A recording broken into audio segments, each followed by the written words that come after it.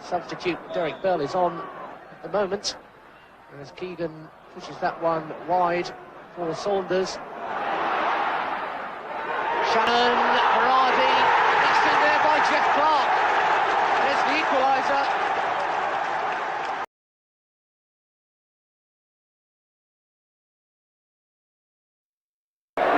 22-year-old David Speedy, who joined Chelsea from Darlington just after the end of last season, has made 3 senior appearances at Stamford Bridge and scored twice each time. 6 goals in your first 3 home games, even with a name like his, is some going. Chelsea today without Colin Lee and Gary Chivers, both injured in the Milk Cup against Tranmere.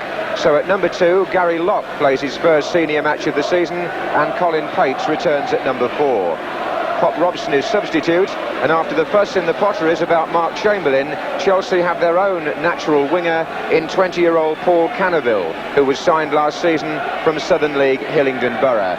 But if you ask any Chelsea fan today his abiding memory of wing play, he might well recall the 1970 FA Cup final at Wembley when Eddie Gray tormented Chelsea's defence. The Leeds player-manager now operates from a deeper position, and his team today is the one beaten by Newcastle in the Milk Cup. Eddie Gray himself and Trevor Cherry have recovered from slight knocks. Martin Dickinson is still not quite match fit. Kenny Burns continues at number 4, and number 11 Arthur Graham will doubtless recall scoring in the first minute on Leeds' last visit to Stamford Bridge 4 years ago. One ever present in the Chelsea side this season is Stamford the Lion. Well, there's quite an atmosphere inside Stamford Bridge this afternoon. Chelsea have had 2 home wins in the last few days, and Chelsea Leeds, not many years ago, was one of the classic fixtures on the calendar. Chelsea, the Cavalier club in the 60s and early 70s, Leeds then with the arch professionals. There's Cannaville. Speedy. Gary Locke with the header. John Bumstead, number 8, looking for Walker.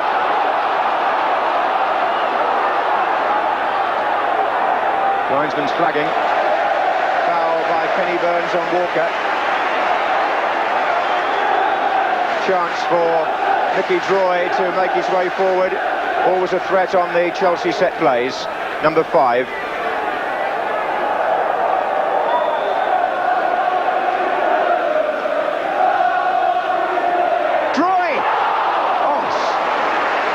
Well, he must feel he should have scored. Fillery curled it in with his left foot with some pace, and Droy escaped the attention of the defenders, who should know all about him, and put his header over the bar. There's Trevor Cherry, good ball to Frank Worthington. Looking to his left, but had to pause while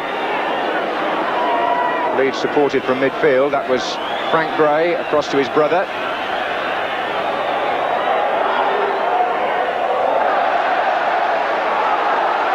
Speedy, it was McAndrew who intercepted and got Chelsea moving, and he's now pushed forward into the centre forward position. Fillery on the ball, finding Hutchings.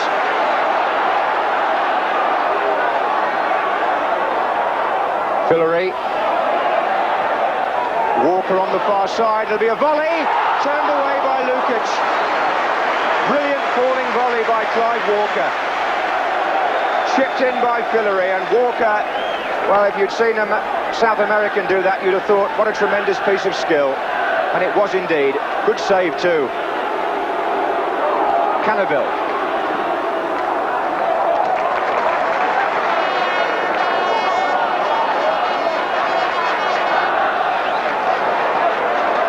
Fillery.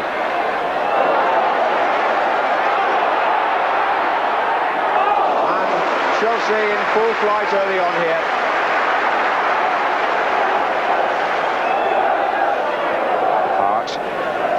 Butterworth.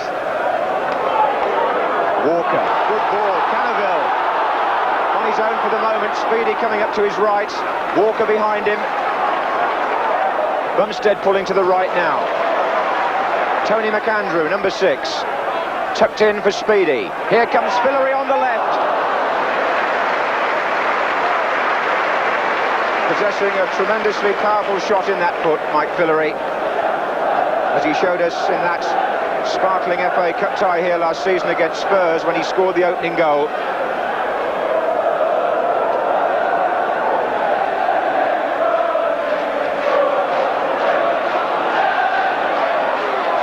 Burns. There goes Butterworth.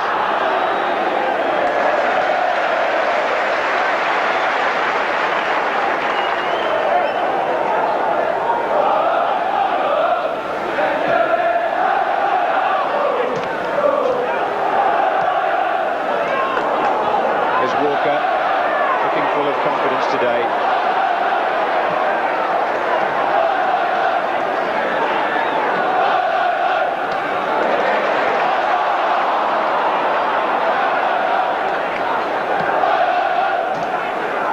Oh, there's a chance here for Frank Gray. And good challenge by Mickey Droy, who made up for an error by his defensive partner Colin Cates, who stretched and missed that through ball, allowing Frank Gray to run on, at first unchallenged, but then as he was about to shoot, foiled by Droy. Those long legs have saved Chelsea so many times in recent years. Corner to Leeds.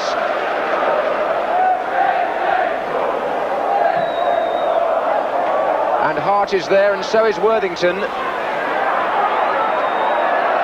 Butterworth. Gray, good effort, and Francis was knocked back by the sheer impact of that from Frank Gray.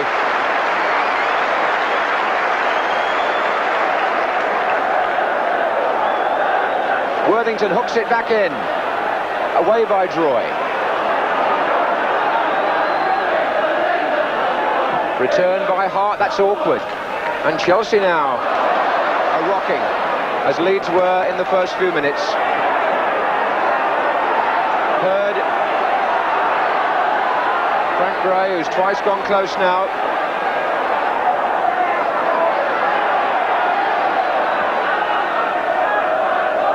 Burns had stayed forward, and Droy glad to get the ball downfield. Following up there was Bumstead. Here's Speedy. And Walker, with Fillery supporting. Oh, a deflection on that one too. Well, when Frank Gray drove that shot, the important thing from the point of view of 18-year-old Steve Francis in Chelsea's goal was to keep it out some way. He was behind it, but it nearly knocked him backwards.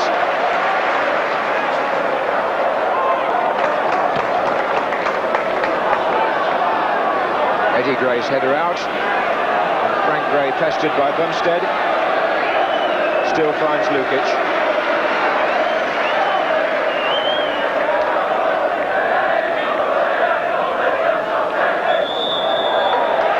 And there's a case of Lukic giving away the indirect free kick for time wasting in his own penalty area.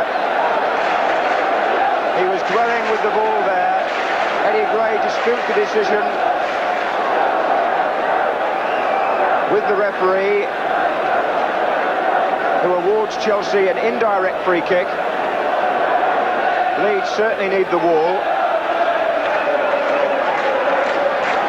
And Mickey Droy has gone and stood right in front of that wall of Leeds players.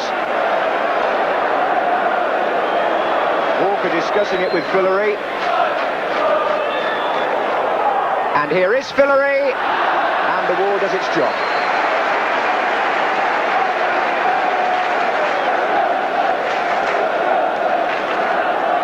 So a corner.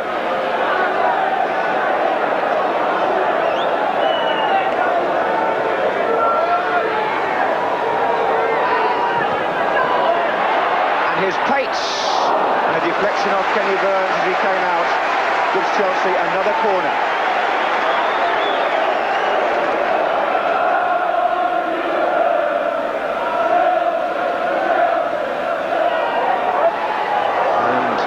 Lukic holding on. It's interesting how referees have clamped down on goalkeepers now when they spend too long with the ball in their own penalty area. So the first half ends with no goals. But Clive Walker's spectacular volley early on was something to admire. It was saved by Lukic, and at the other end Frank Gray saw his shot knock the goalkeeper backwards, but it stayed out, and the referee ends the half by talking to Gwyn Thomas, the Leeds number 6, who was involved in a heavy challenge with McAndrew as the whistle went for half-time. Smart red tunics and medals gleaming, the famous Chelsea pensioners from the nearby Royal Hospital, who these days are made welcome by the club with privileged seats in the director's box, and also enjoying, it would appear, a well-earned warm drink at half-time. So Leeds start the second half.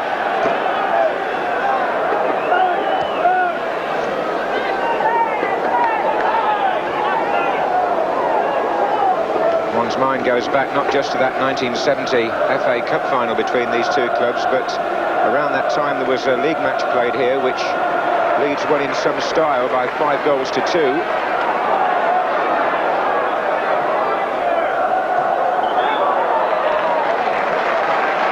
Free kick to Chelsea. Here's Mike Fillery. Short to Walker.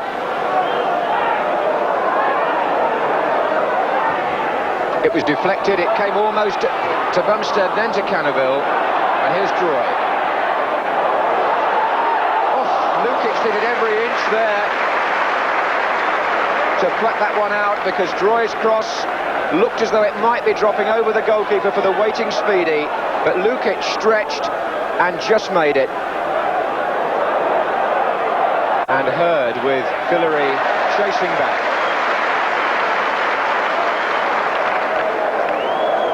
Unlimited endeavour in this match, as you might expect.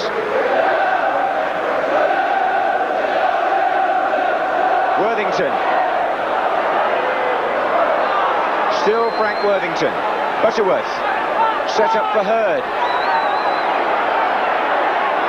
And still Hurd. Well, that was well played by Leeds. First by Frank Worthington with a deft piece of skill inside the penalty area, holding off those defenders, then pushing it to Butterworth, and then after that, Kevin Hurd finding room for the cross. Hurd again.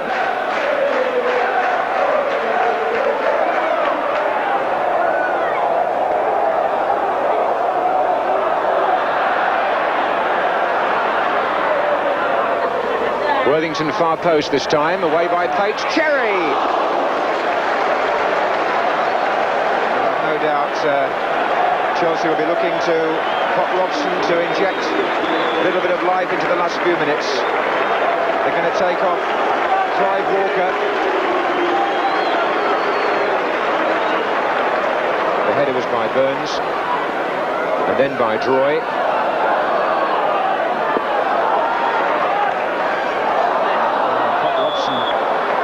Fell and handled.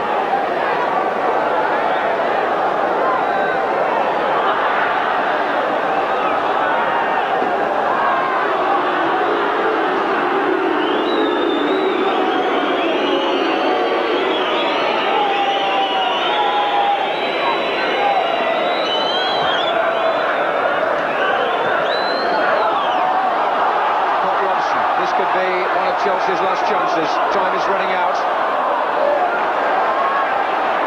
It's Locke's cross.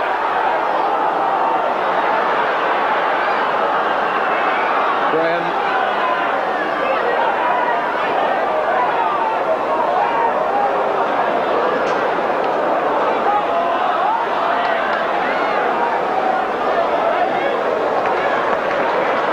Here's Frank Gray.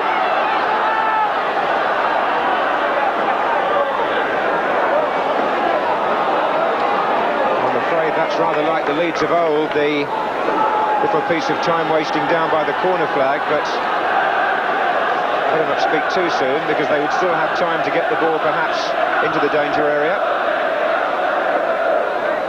This is still Frank Gray. That's exactly what he's doing again there, just keeping the ball away from the Chelsea players, and that's not popular with crowds, especially in the modern desire to speed the game up and make it more entertaining. On can only hope the referee merely adds on the time.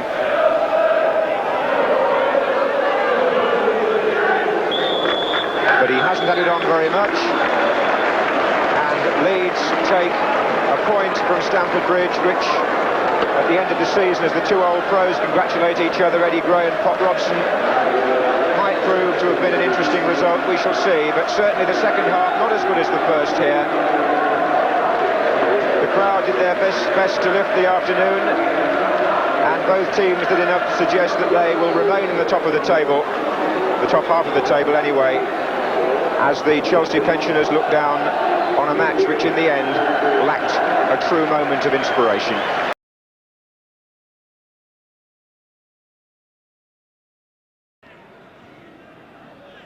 Fillory, very active in these opening moments, and a lovely ball there for Gary Locke, turned back by him. Troy couldn't quite get in there, but Locke with a chance to turn it in once more, and the header, and the goal by John Bumstead.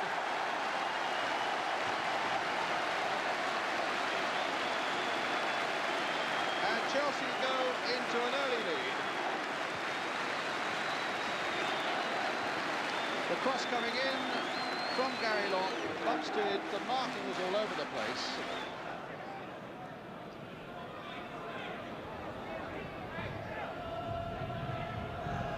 Oh, lovely play there by Fillory, and a good ball in for Robson. Pates finding Bumstead, back for Robson again. Good play here by Chelsea. Nice one-touch stop, and it's Walker onto that left foot, and saved at the second attempt by Nicky Johns when Robson was in there waiting for the slightest error. Locke once again, and Elliott. That was a funny old header, and they haven't got it away yet, but now Berry has. Troy, and again, and now Hales. Now Hales, who usually finishes well, and does right now to make it 1-1.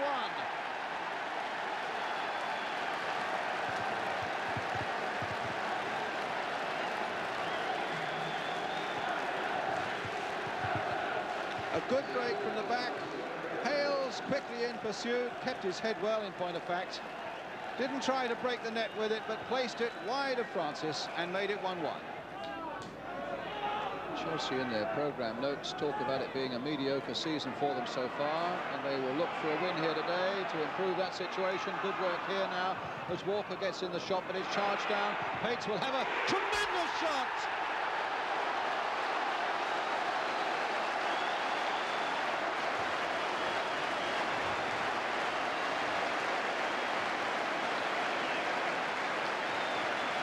A rifling drive there from the Chelsea number 4 after Walker's shot had been turned. Here he is now, homing in on this one, wide of Nicky Johns, and no chance for that. Because there's no doubt they deserved at half-time to go in on level terms. But now they've got another battle, and here's another bit of danger for them as Locke crosses it deep there towards Speedy. Gets it back there, it came off the crossbar. Robson, uncharacteristic for him, who snatches trifles like that to good effect. Well, that was so near to being number 3. A good cross coming in, Speedy at the far side getting up, Berry underneath it in all sorts of trouble, and the ball in fact coming off the crossbar. It hit the knee, or the shin rather, there of Robson, and wide it goes. Towards Speedy on the far side. That time Elliott was equal to him in the air, and bangs that one away with his right boot. As far as Mickey Droy, all bounced on that massive chest. Oh, and a good ball in, and Robson, and number 3.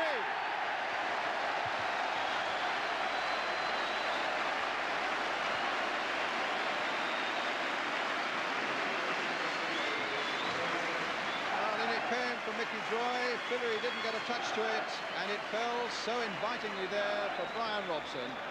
Locke. Certainly a good, purposeful performance by Chelsea in the second half. This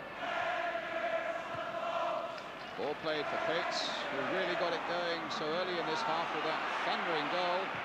My word! Oh, I thought he was going to have another one then, and it had to be pushed away by Nicky Johns. Must have been moving a bit in the air. My goodness, he hit it well. And Johns tipped it over.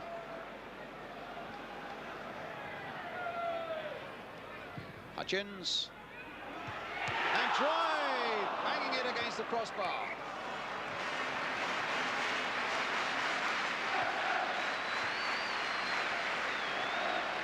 Good cross this, and Troy always dangerous, but he couldn't beat the...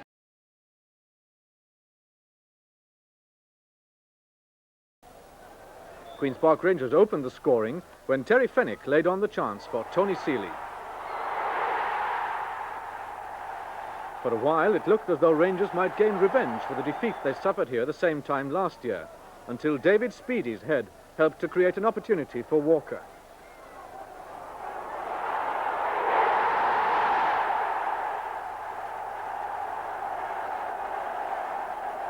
Speedy gained the admiration of Rangers manager Terry Venables in the second half for his excellent timing in the air as he met Fillery's cross for the match winner.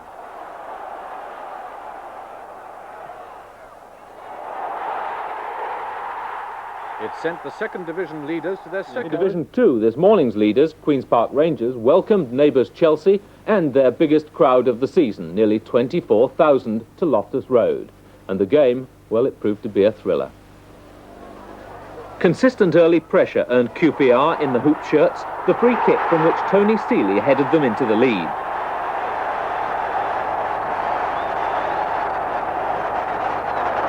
Glenn Roeder began Rangers' next attack. The cross found Clive Allen climbing high to head down a pass which so nearly gave Seeley a second goal. Chelsea, wearing yellow, used the set piece as well. Mickey Droy's bulk caused problems for the defence, but Clive Walker scored. Early in the second half, Walker was one of 3 Chelsea men attacking 1 defender, and they somehow failed to score. But overall, Chelsea's finishing was better than QPR's, as David Speedy showed, running in fast to meet the cross from Peter Rhodes-Brown.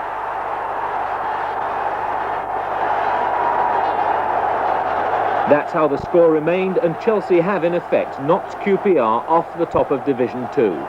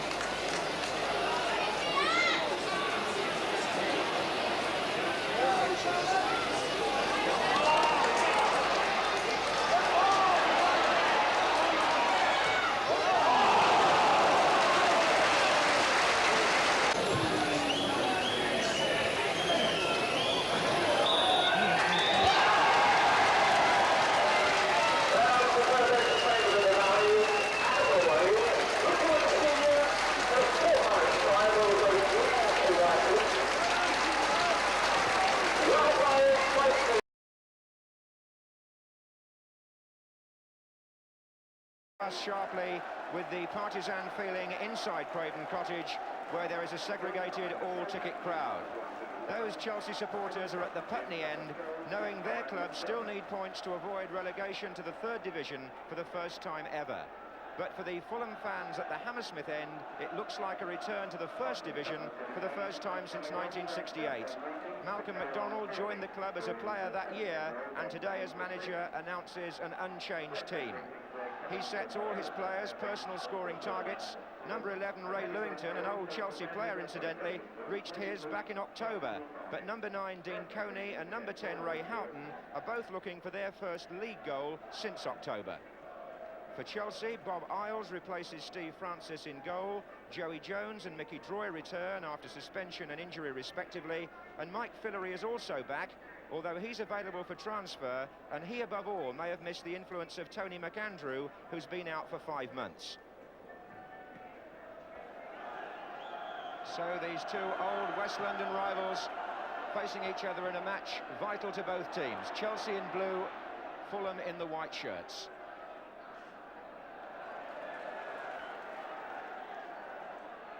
And Chelsea playing from the left in the first half.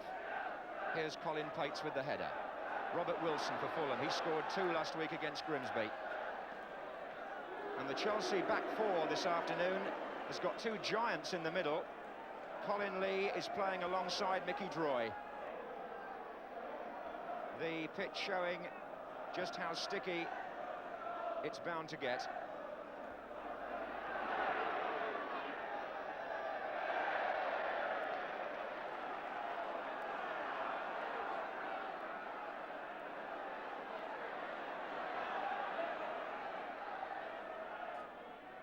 Lewington.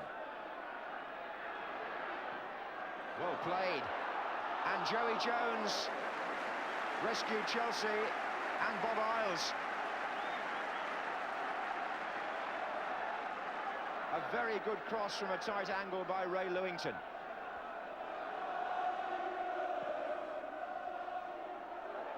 And Droy was there. O'Driscoll!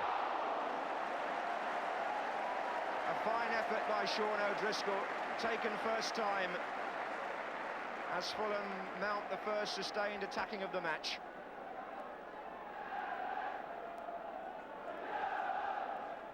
Speedy. Brown not too sure the first time. Awkward day perhaps for defenders when they're forced to turn quickly.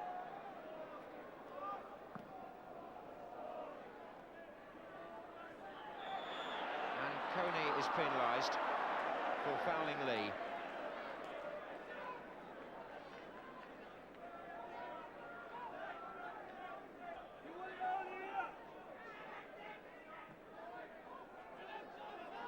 Jones was well forward there for Chelsea. Houghton. Lock. It was Lee's header. Fillery got it away from O'Driscoll. An important challenge to win. Cannaville. And Fillery! That was brilliantly done by him, and it deserved a goal. Because he won the 50-50 ball in midfield and fed Cannaville, and it was Fillery who made up the ground and went for the return. It was a fine example of how a midfield player can get involved twice in a move.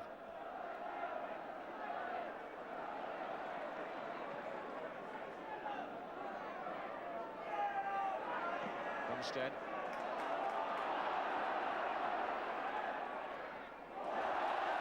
Rhodes-Brown, who forced the corner. And Joey Jones making himself a nuisance on the near post. Mickey Droy will come in from deeper. Bumstead to take the corner. And Droy got up. Cannaville! Well taken. Chelsea lead 1-0, and Paul Cannaville scores.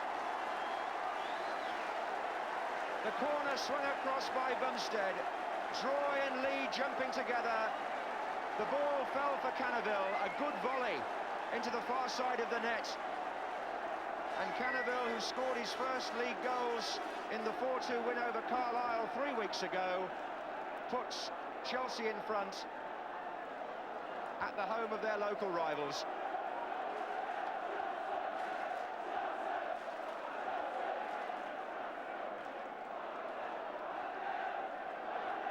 And the Chelsea fans behind the goal into which Cannaville struck that shot, absolutely delighted. And that'll be sweet music too to his ears to hear them respond. That set the match up very nicely if you're a neutral. Things have been going so well for Fulham this season and so badly for Chelsea that to see the underdogs on this occasion score first gives promise of things to come.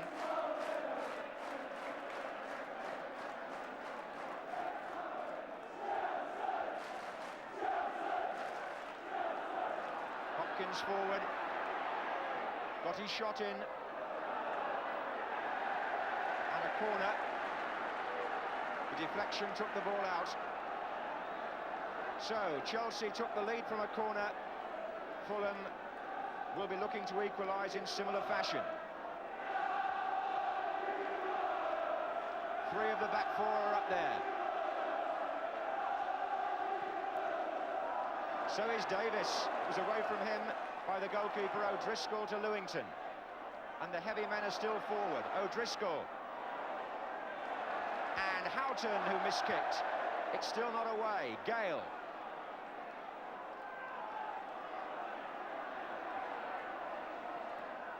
O'Driscoll into Davis, who was fouled on the edge of the area.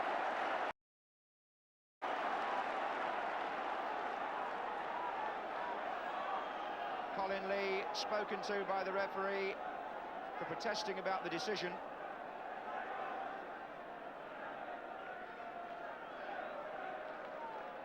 He didn't feel it was a foul, Lee, but it's given Fulham a chance to conjure something from about 20 yards, and the lecture fairly pointed to Colin Lee.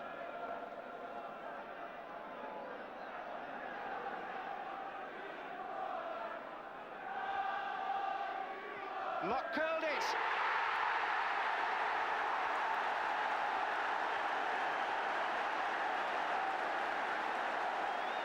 Simple enough. And Fulham, who went behind from a corner, equalised from a free kick. Chelsea will contest the award in the first place, but Kevin Locke, who scored here when Chelsea last played in the league at Craven Cottage 3 years ago, it was a penalty then, curls the free kick in with his celebrated left foot.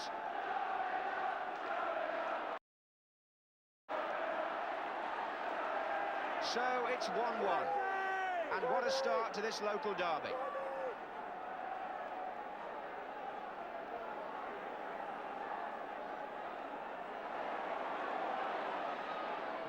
Hopkins forward. It's Droy. O'Driscoll, caught by Rhodes-Brown. My first one, he's saying, but others have offended prior to him, and sometimes the cumulative effect of fouls is that the last in the line gets booked, and that's what's going to happen to Peter Rhodes-Brown.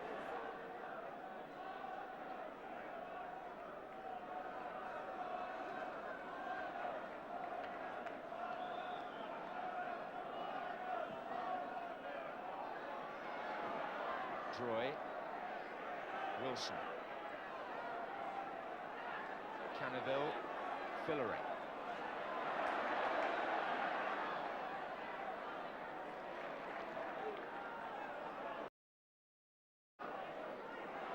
Coney.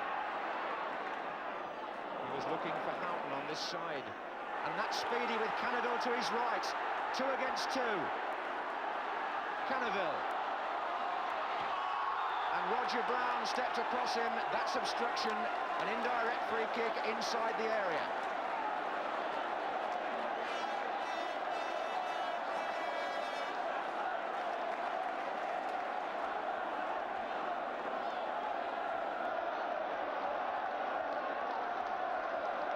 Pates is standing just behind Fillery to the left.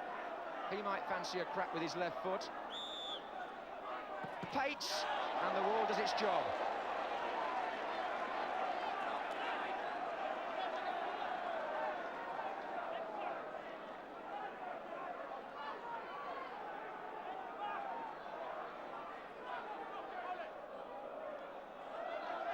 Fillery.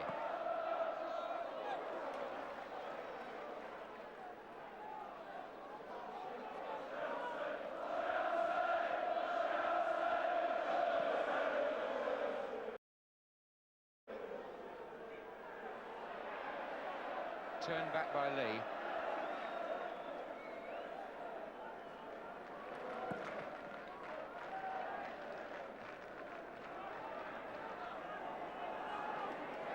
And Locke looking for Davis. Jones in the way. Lewington. Oh, well played by Gordon Davis, but Chelsea were back in numbers.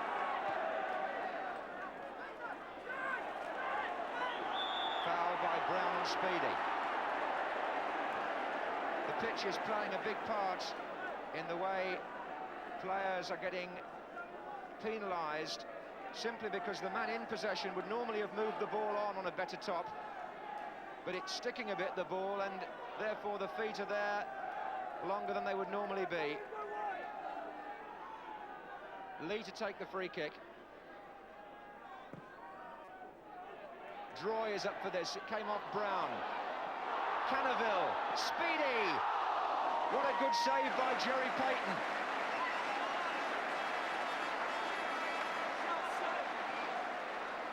It was very much like the Chelsea goal. The ball bobbling around in the area. Speedy got the shot in this time. Payton responded well. Corner. To be taken by Cannaville.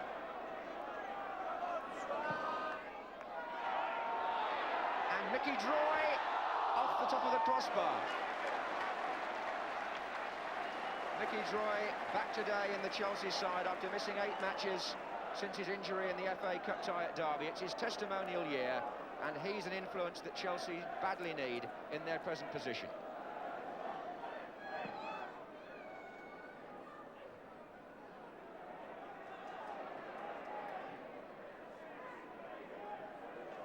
Coney. Davis. Coney making his way into the middle. Houghton is there as well, and Lewington. And it comes off Hutchings for the corner in the last minute of the first half. Fulham have not had anything like the share of the play they would expect in a normal home match. But Gale and Brown are forward to challenge for Locke's corner.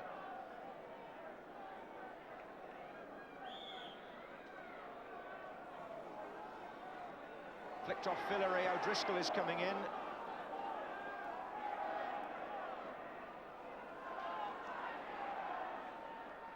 Fillery, a lovely ball down the line to Rhodes-Brown. Now, can he take on Lewington? Again, the pitch not helping the player with possession, denying him the run of the ball that he wanted, and Fulham instead had an opportunity. Tremendous tackle by Mickey Droy. Hutchings forward. Pates. Rhodes-Brown. Onside. And off Speedy and off Gale.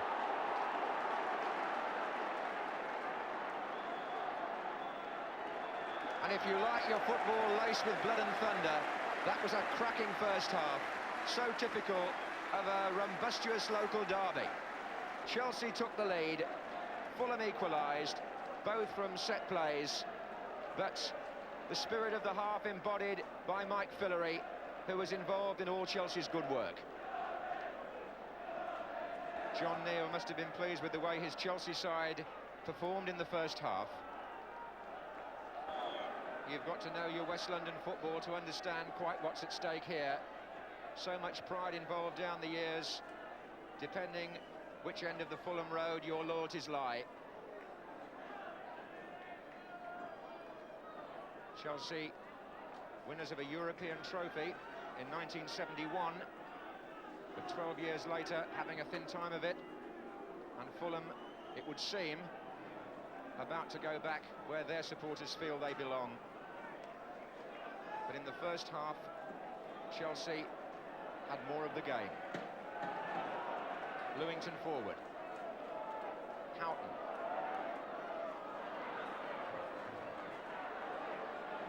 Lewington now looks for Wilson. Touched off by Coney to Wilson, well played. And well saved too by Bob Isles from Robert Wilson. Nicely laid off too by Dean Coney. A centre forward not unlike Malcolm MacDonald in build, and he's certainly learned from him.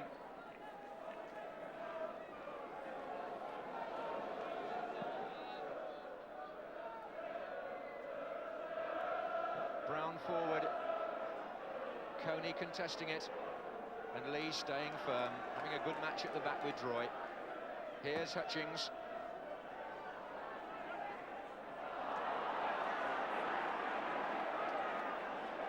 Cannaville. He got his cross in, and Bumstead's arriving, and Speedy, and Fillery. Three of them in there, and none of them could put it away. And still Chelsea press with Pates.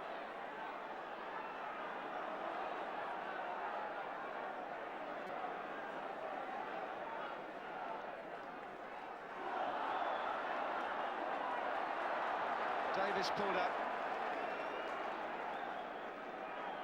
Well, Chelsea saw a chance go begging then.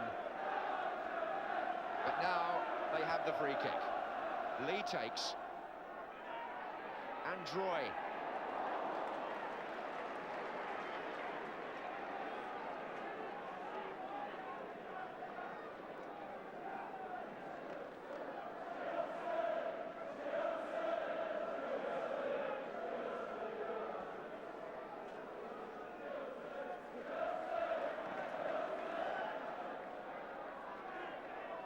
Colin Lee with the header. Davis, by his standards, a quiet match so far, but he's always dangerous. Like that. 18 goals so far this season, Gordon Davis.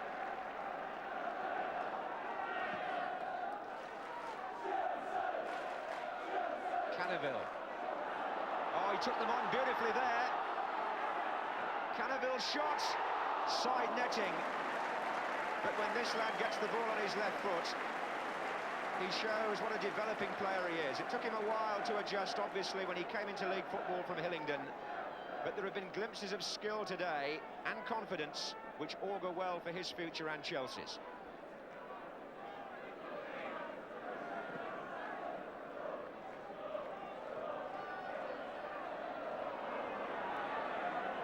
Wilson. Hopkins. Davis. Rhodes-Brown for Chelsea. It's a foul by Hutchings on Hopkins. One has to say, on behalf of both teams, that there's been no complaint at all about the number of tackles that have crashed in this afternoon, no retaliation.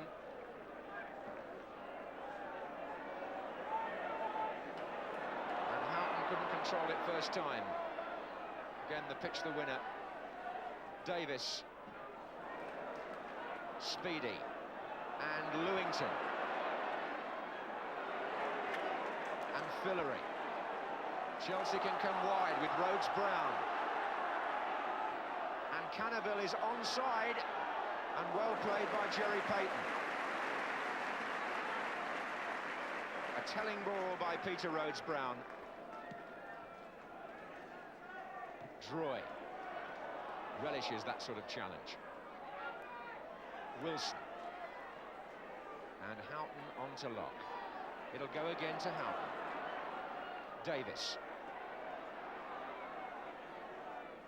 And Locke linking up again with the attack, appealing for handball against Joey Jones.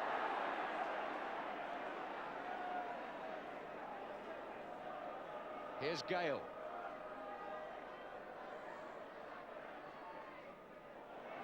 Away by Rhodes-Brown, only as far as Roger Brown. Davis.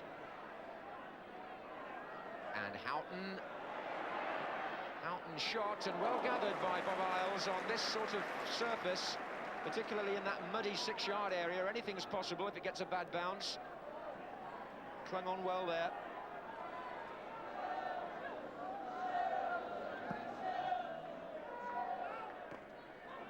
Well, there are 10 minutes to go. It's still 1-1. Fillory for Chelsea. Cannaville.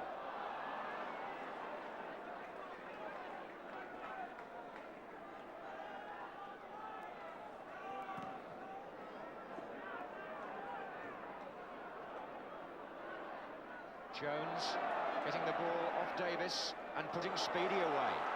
Fillory's making strides into the centre to support Cannaville. He's checked now and comes short. Fillory. Now he needs help. And Cannaville! Good save.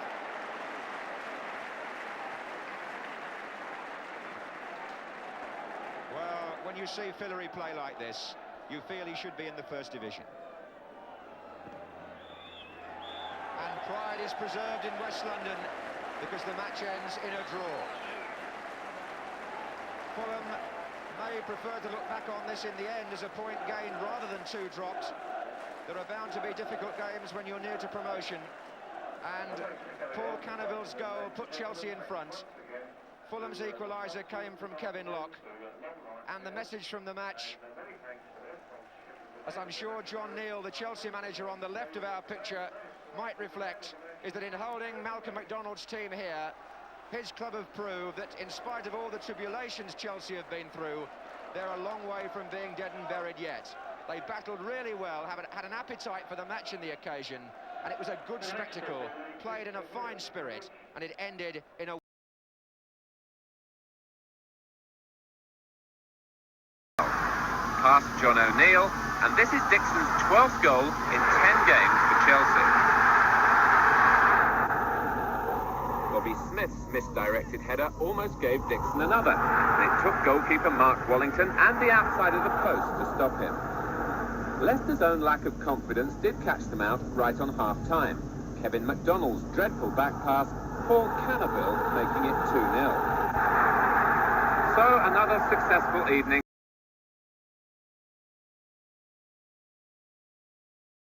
But the first shock came at the other end. Kerry Dixon putting Chelsea ahead in their first real attack. But Fulham regrouped quickly and Gordon Davis made it 1-1 with his 100th goal for the club. And that was just the start. His 101st came just 4 minutes later. Then more drama seconds before half-time as Chelsea's Joey Jones made it 2-2 from a corner.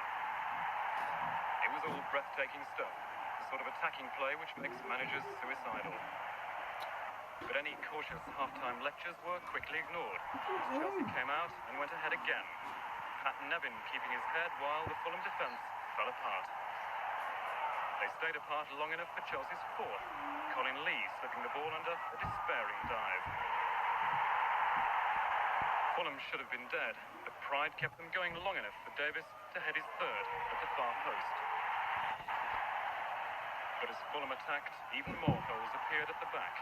One big enough for Dixon to walk the ball in for his 2nd and Chelsea's 5th.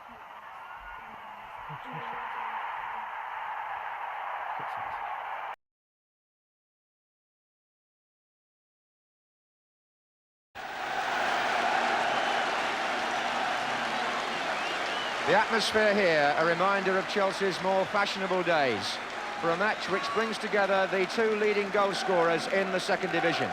Chelsea's Kerry Dixon has 17 goals in League and Milk Cup, while Manchester City's Derek Parlane has scored 14 since his free transfer from Leeds.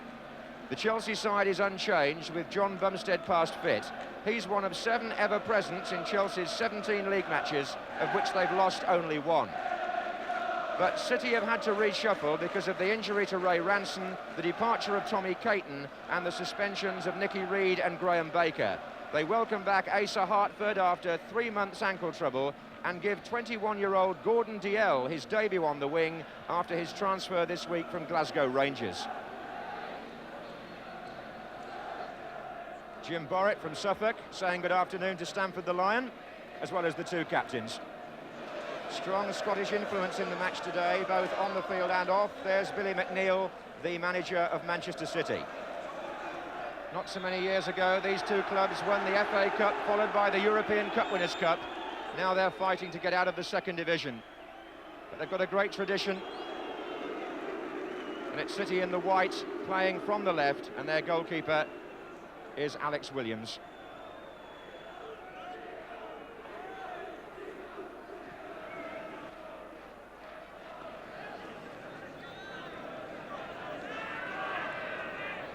It's a match that the players and supporters have been looking forward to for some considerable time, because the teams had some great battles in the Division 1 days.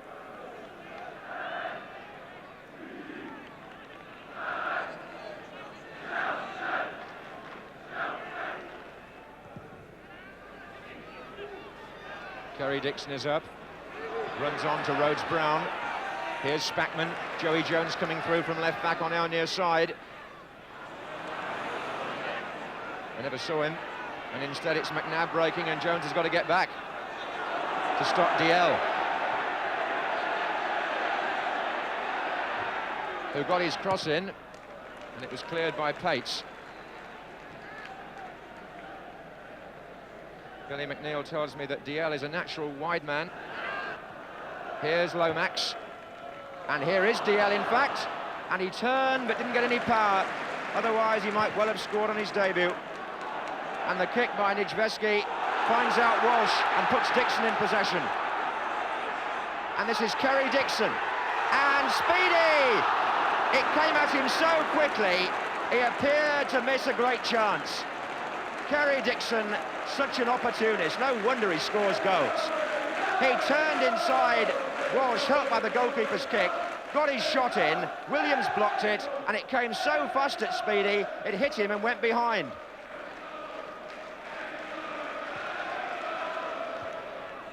Here's Lomax. Hartford.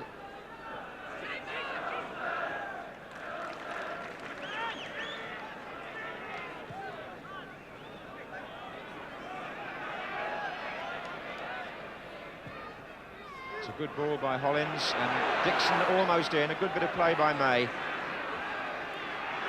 That may have been out on that side, although it is now anyway.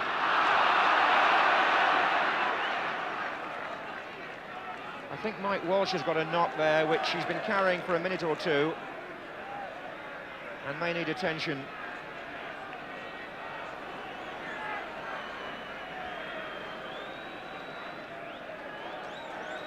So attention off the pitch for Mike Walsh from Roy Bailey.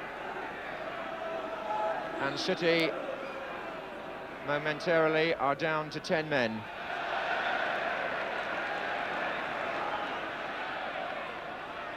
Hartford.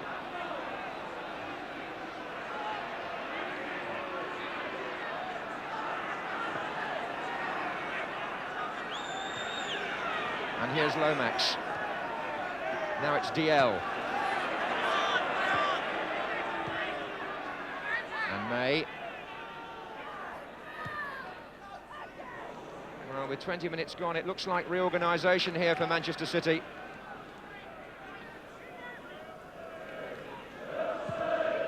And an offside, which will give City the chance to make a substitution that's enforced upon them after only 20 minutes.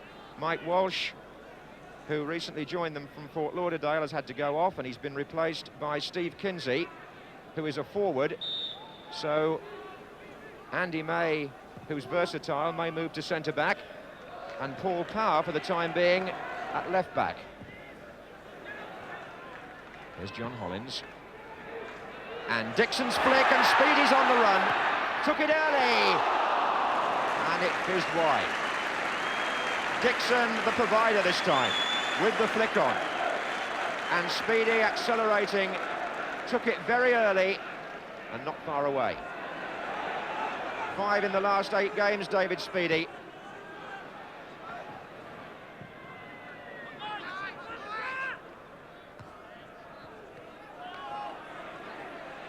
And Spackman again is full of running.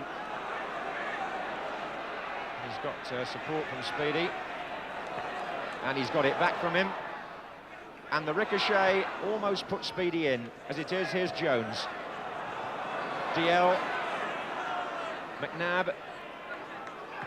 Missed kick by Lomax. Rhodes-Brown for Chelsea.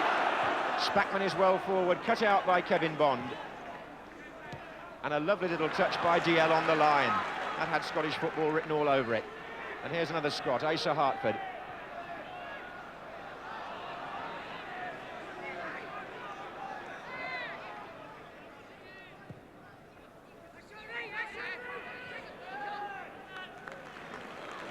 Little touch there in the middle of a fairly routine first half, which wouldn't have gone unnoticed by those who enjoy their skills. The newcomer from north of the border, Gordon DL, just knocking the ball back with his heel there. Good touch.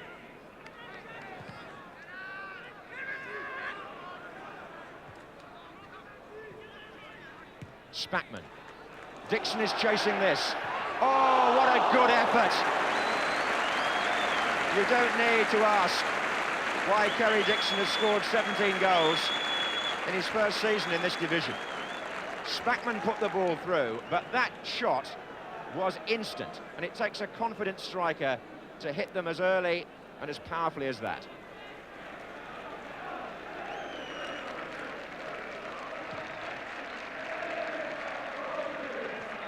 Oh, that's a foul by McLaughlin on Kinsey. Well, it's a while since the Chelsea defence was examined, but they might be now in the last minute of the first half.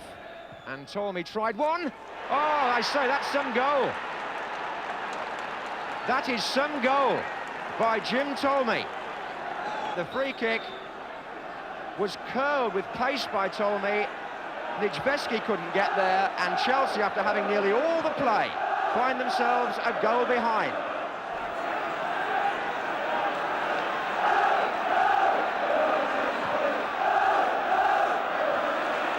For Chelsea.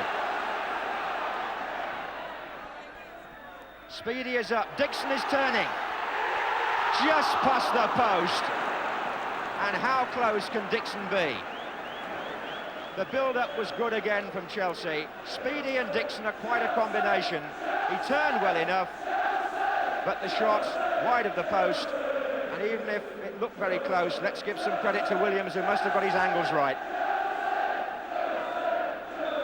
So the first half ends on a high note for City, and a frustrating one for Chelsea, who've had so much of the play, but went behind to Jim Tolmie's goal from the free kick, which means the half-time score is Chelsea 0, Manchester City 1.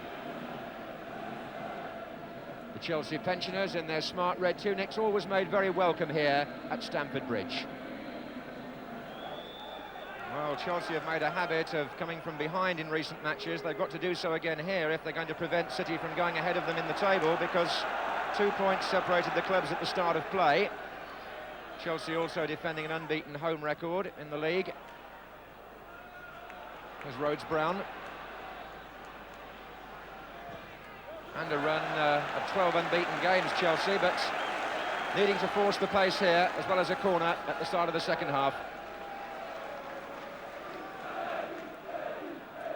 Spackman has gone across in case he wants to play it short, but he doesn't.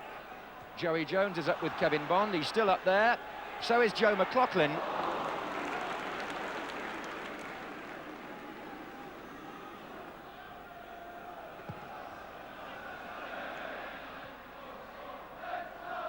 Here's Hollins.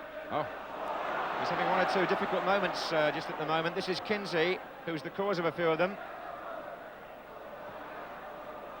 And is beginning to show that he's a dangerous little player on the break.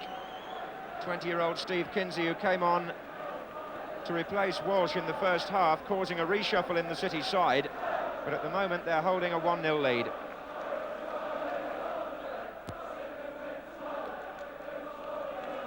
Play on, Hollins. And Rhodes-Brown, there was a foul again, but the referee played a good advantage. Speedy is up in the centre.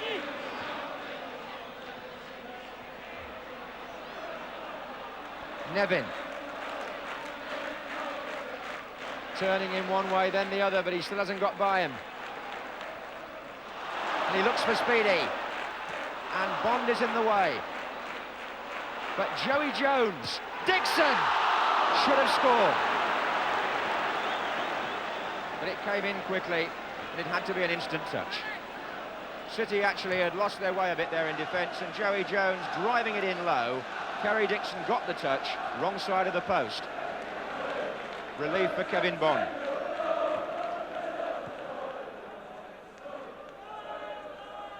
Parlane's header looking for Kinsey. Free kick given.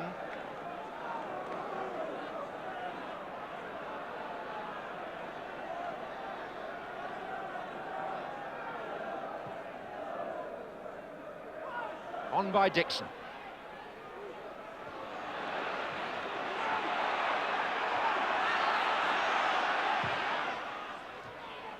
Here's Tolmie.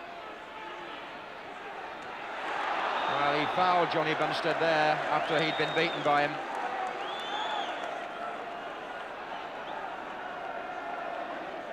Well, this home crowd getting behind Chelsea like the good old days.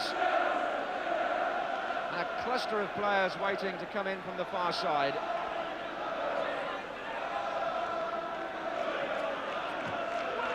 And City played an offside trap that didn't work. And is that it? No. Well, those defenders would only have had themselves to blame. They all pushed out when the free kick was taken, and they left 3 Chelsea players to come in. Dixon had the chance, it's a corner. And a great save by Alex Williams from Joey Jones. Joey Jones was unlucky. It was a good header, but what a fine flying save by the City goalkeeper.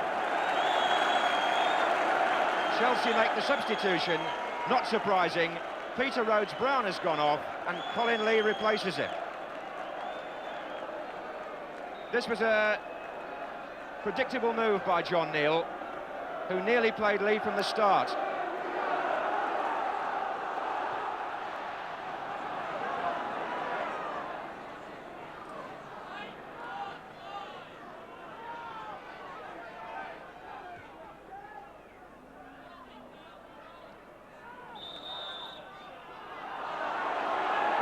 Free kick given against Kinsey there.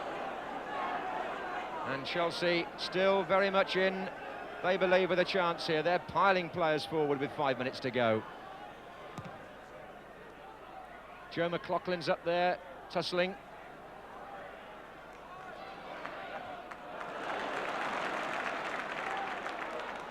Collins. Dixon. Oh, and Lee, oh, was he shoved? Speedy! Was Lee foul? That's the question mark against what happened in the box. He went down under challenge, nothing given.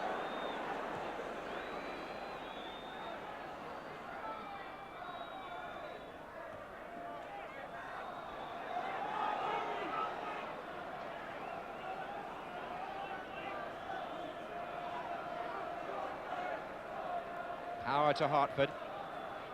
Power again.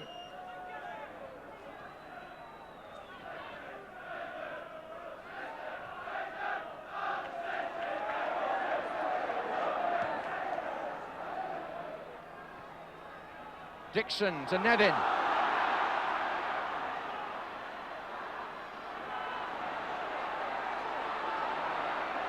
Oh, well played by Pat Nevin. He got past McNabb in the end. Now, can Joey Jones get the cross in? He can. It's away by May. Back in again by Jones. And City looks safe enough there.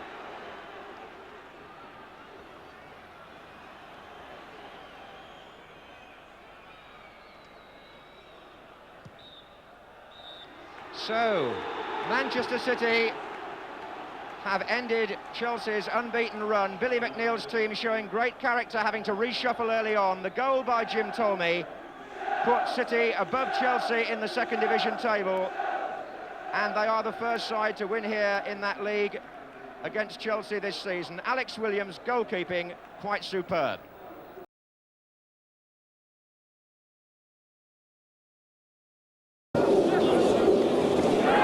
Back on by Dixon for Speedy. That's good play by Chelsea. David Speedy.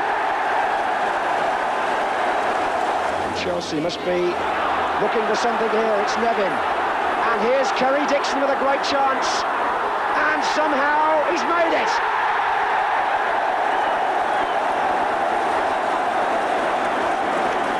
Kerry Dixon's 24th goal of the season.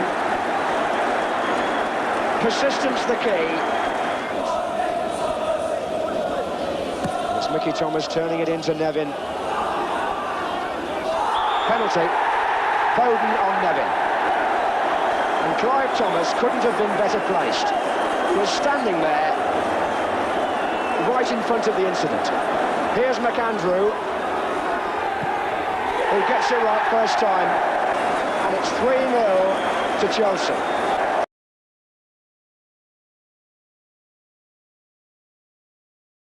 This drive from David McCreary was their only serious strike on goal in the whole first half. Just after the break came United's best chance of the lead. Chris Waddle fed John Anderson on the overlap, an excellent cross, but Kevin Keegan was unable to direct the header on target. After 52 minutes, Chelsea produced the goal they threatened. Dangerous Pat Nevin perfectly timed his pass to Speedy, and the former Darlington striker did the rest. A superbly taken goal by another talented player who was allowed to leave the region. It was the Liverpool old firm who did the trick. Kenny Wharton pumped a long ball towards Keegan, a really cheeky little back heel, and Terry McDermott was following up to crack in the equaliser. 1-1 and 20 minutes left.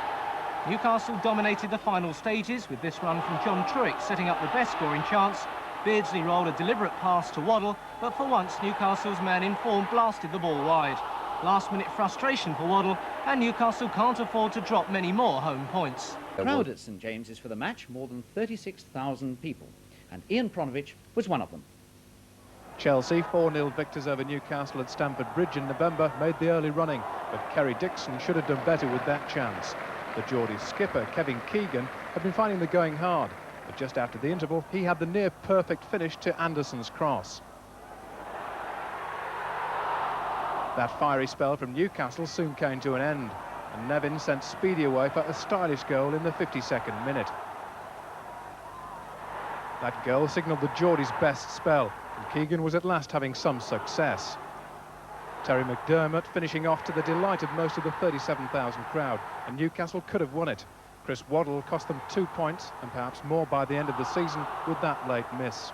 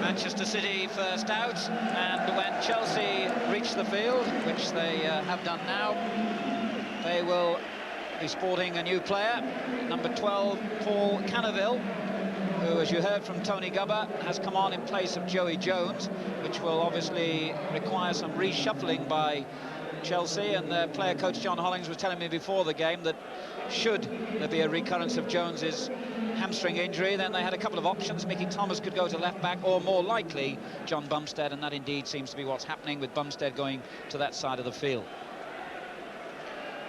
Manchester City will kick off then, having had most goal attempts in a first half that was remarkably free of free kicks, only 9 given for fouls.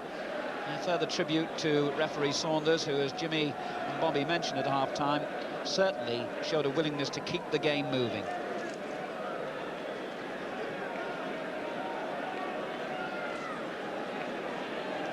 For anyone who may just have come in, we're watching this important match at the top of the second division between Manchester City, who need 3 points, all 3 points, to stay in with a hope of promotion, against Chelsea, who are looking for 3 points to boost their bid for the championship.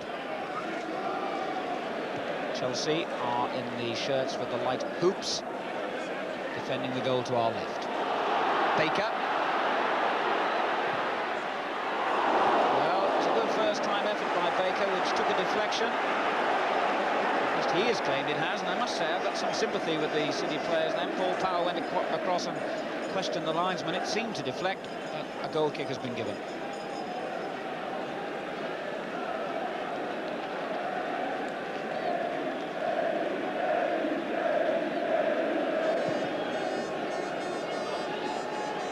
Who's gone up front, gets a quick touch.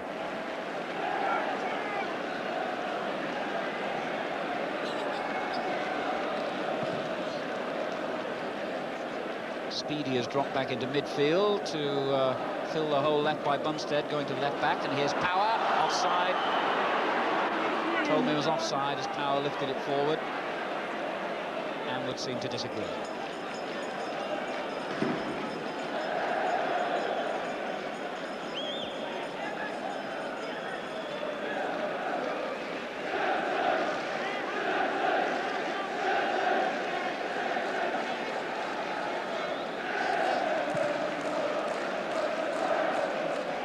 Bond's clearance. Spackman back on. Here's Speedy.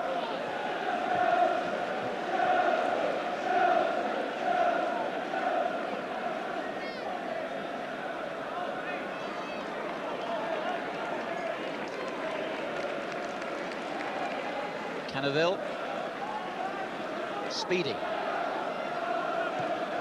Played it in towards Dixon, who couldn't quite get a touch.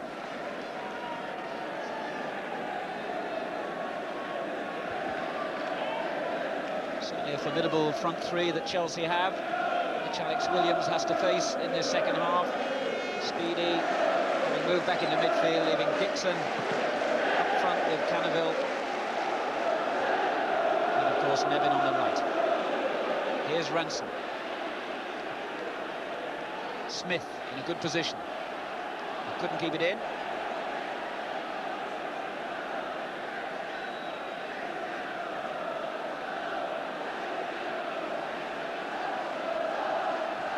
McCarthy clear. Bumstead forward. McCarthy's there again. City sold Tommy Caton to Arsenal and got McCarthy for only half the fee. He hasn't missed a game since, and he's been a very good investment. Power took his eye off the ball then. Wilson didn't.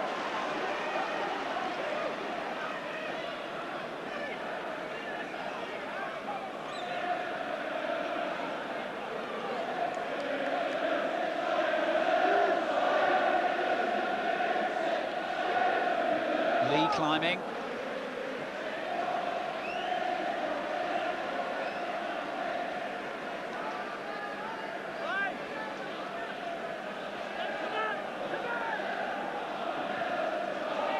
Parley. Lee overhitting the back pass. And Nijveski failing to keep it in. anxiety, perhaps, shown by Colin Lee. Switched to right back around about Christmas time when player coach John Hollins stepped down. Used to be a forward, of course, with Spurs, Lee.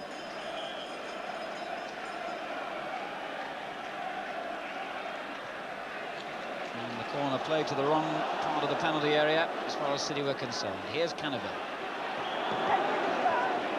Foul by Power. I must say, although they may lose defensively from Joey Jones' departure, they'll certainly gain in an attacking sense from the arrival of Cannaville, who's big and strong and has got plenty of pace and isn't afraid to shoot. Nevin.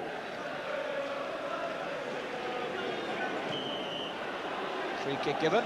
Oops, and a little unpleasantness right beneath the gaze of the referee, with Andy May just flicking out at Nevin.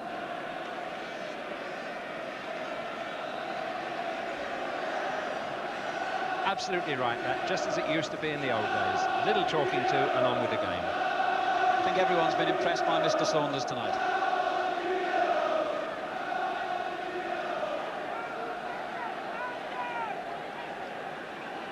And he won't let people have any nonsense about stealing a yard or two at free kicks either.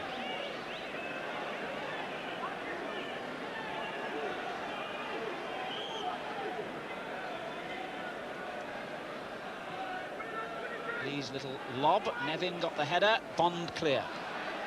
Speedy.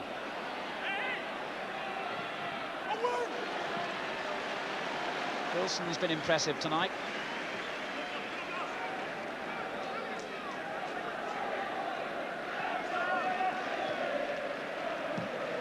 Wilson clear again.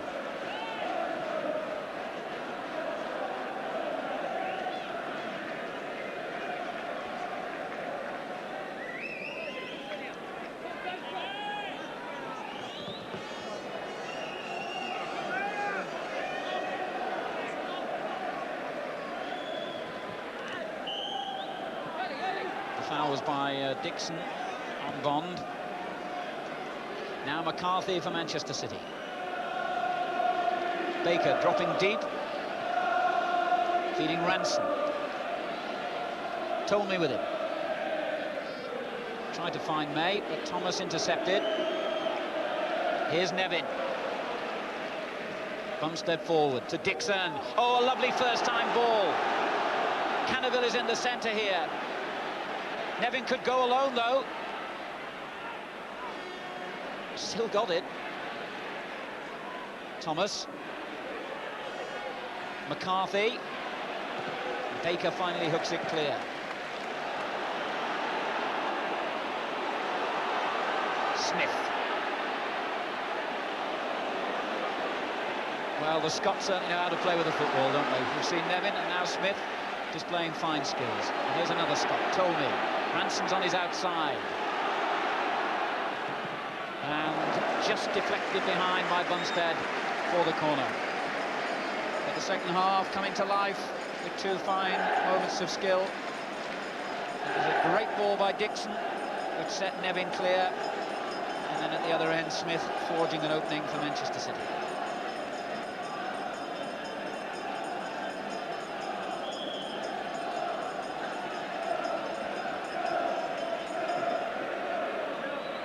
McCarthy coming in, it hit Lee in the end, and hooked well over the top, right Parlay. And nonetheless, his top scorer with 19 goals for Manchester City this season.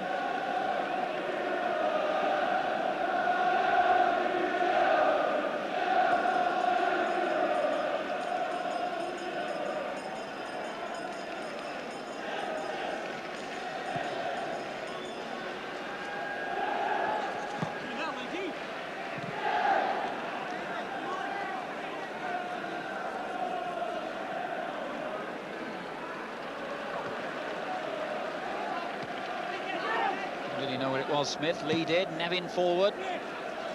McCarthy.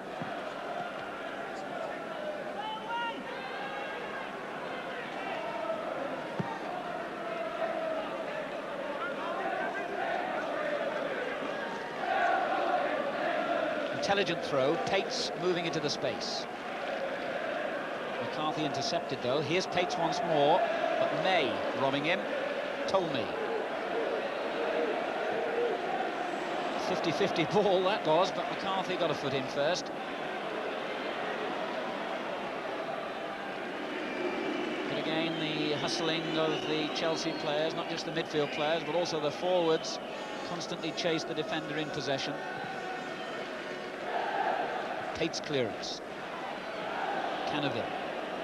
Thomas. Effervescent player, Thomas. Speedy. Wilson defending well against Nevin. Up to the ball first.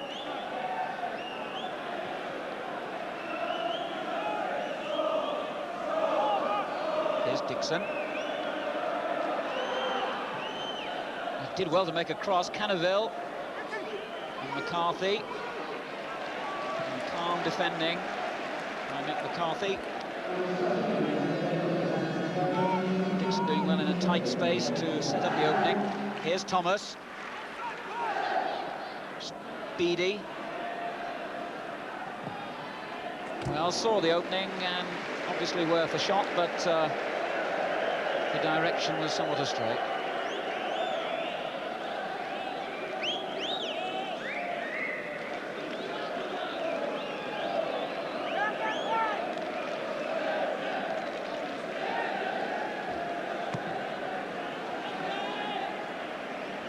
McLaughlin climbing well. Here's Baker for Manchester City. Bond. Smith. Now McCarthy.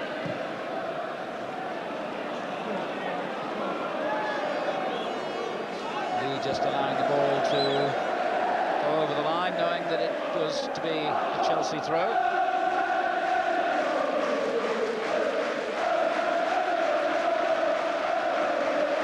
Good atmosphere here tonight.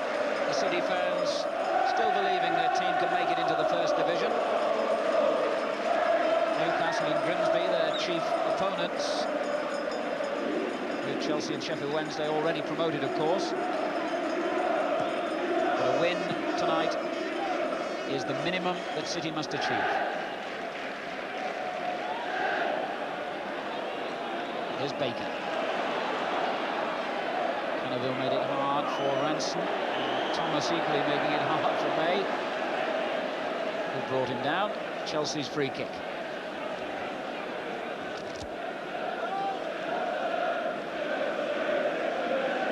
Certainly been an entertaining game and one that's held the attention throughout. And a goal now would just put the icing on the cake. Takes forward for McLaughlin. Met by McCarthy. Baker on.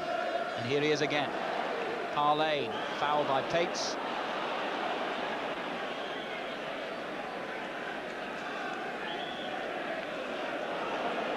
Referee wasn't happy that the free kick was taken correctly. Tolmie, Thomas intercepting. How often have we said that tonight? And getting clear of Tolmie, who brings him down in spectacular fashion. Frustration as much as anything then on the part of Jim Tolmie, who was beaten whilst in possession by Thomas.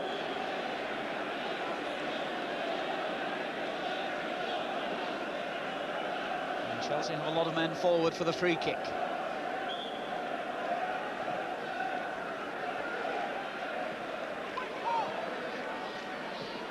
Baker. Nice touch by Smith. But Cannaville had covered an awful lot of ground to get back into that position.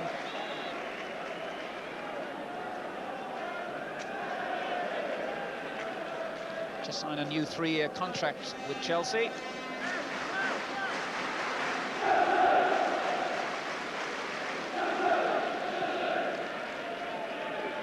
Here's Bond for Manchester City. Ranson on the right. Thomas across to cover him. And it was the sheer presence of Mickey Thomas that forced Ranson to knock that rather clumsy ball back in. McCarthy forward. Lee's header. McCarthy again. Fine ball. Ranson Bumstead in front of him. Thomas there to cover. Now Thomas will feel that he took the ball in that sliding tackle. I must say it seemed that way to me. But the referee has given the free kick to Manchester City.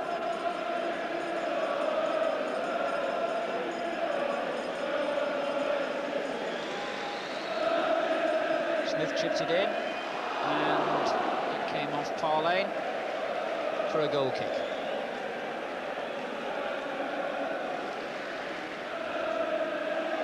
We've got half an hour remaining. Manchester City 0, Chelsea 0. And a point apiece, really, as Jimmy Hill was saying before the kick-off. Not of a great deal of use to either side, certainly not to Manchester City anyway. And Chelsea, knowing that they have a leeway to make up between they and Sheffield Wednesday, also need to win. They have never, incidentally, won the Second Division Championship, interestingly enough. On the previous 5 occasions Chelsea have been promoted, it was always achieved as runners-up.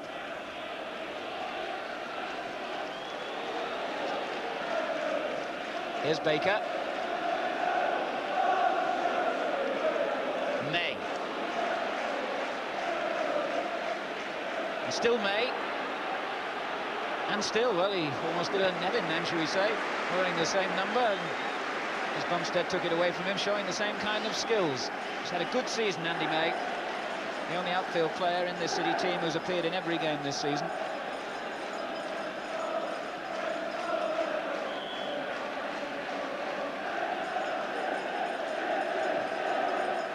McCarthy coming to meet it.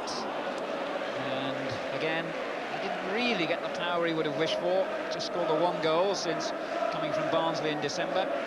Incidentally, he's gone on record as saying that although he was born in England, he would like to play for the Republic of Ireland, given an international opportunity. His father comes from Waterford, and I would think Owen Hand, the Republic's manager, will take note of that fact. And there's McCarthy winning it again. Power for Manchester City. Brought down by Thomas, who will have a little finger wagging, I think, from the referee. Shakes hands with Paul Power.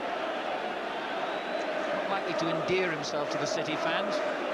First and foremost, he used to play for Manchester United. That's bad enough without bringing City players down.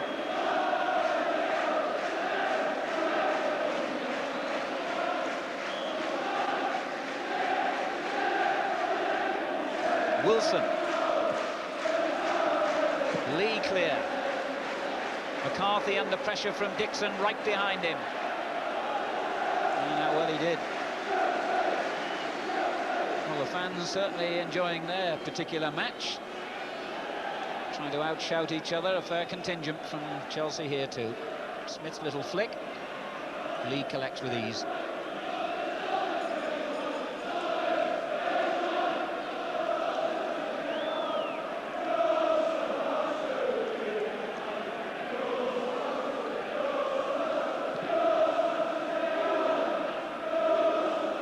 McCarthy, how strong he is when the ball's above the deck.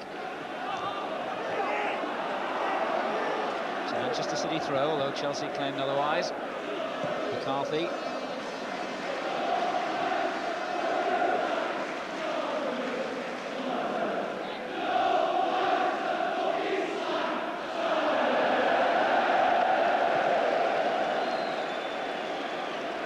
Over McCarthy's head this time. Nevin with Wilson, he's got round him. Will he try one from here? What a superb goal by Nevin. An individualist goal, and he's quick to urge those Chelsea fans who want to come onto the pitch to stay off. Many players might not have tried a shot from here. Nevin did, in off the post. 1-0 to Chelsea. And sadly, a handful of fans didn't take notice of Nevin, who immediately, instead of celebrating the goal, told the supporters to go off. What a lovely moment for him, because he showed what an intelligent footballer he is, and what an intelligent man as well. And I just noticed the referee there commending him on it. He went across and said, well done. That helped a lot. 64 minutes gone, and Nevin has given Chelsea the lead, but here's Smith for Manchester City. And it nearly crept in a similar fashion off the far post. Good effort by Smith, along the ground all the way, and a shade away from that post.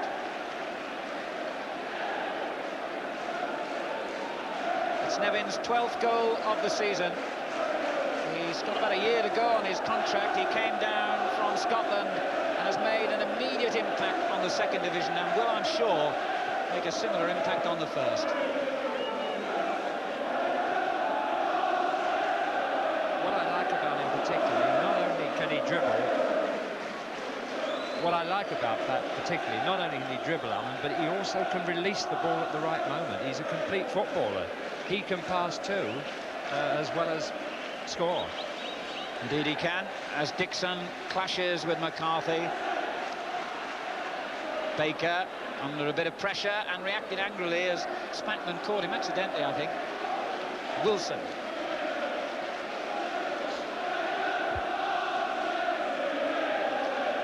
Here's Bond.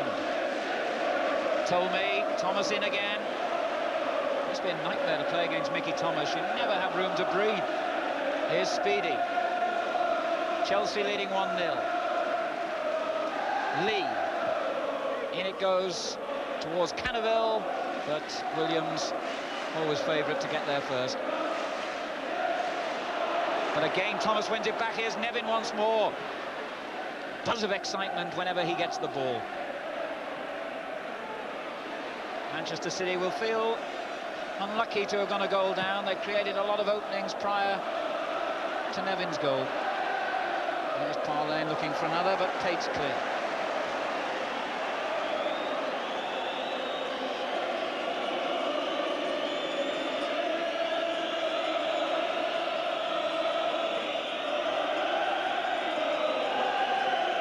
Here's May. And the interception by Speedy. Only Dixon forward for him. Dixon holding it up well. Speedy. Thomas wants it. Here he is. Lee.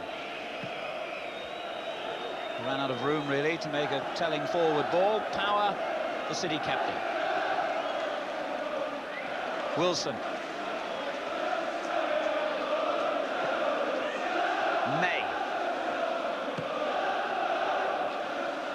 Tate's clear, straight to Smith though. And Nevin back as a defending midfield player as well. He's enjoying this, you can tell. Bumstead. Marvellous to see a player so obviously enjoying his football and the skills that he's been blessed with.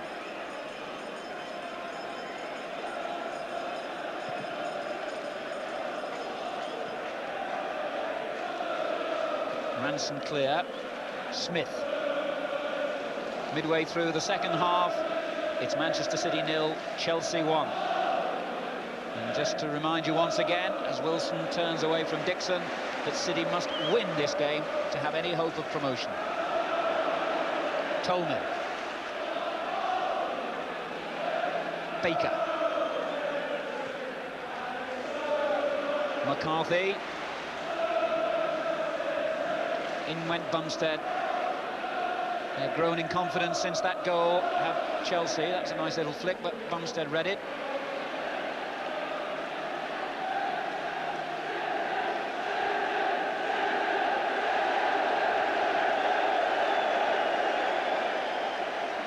McCarthy to try the long throw then. Oh, and it came off Lee's head. Corner to Manchester City.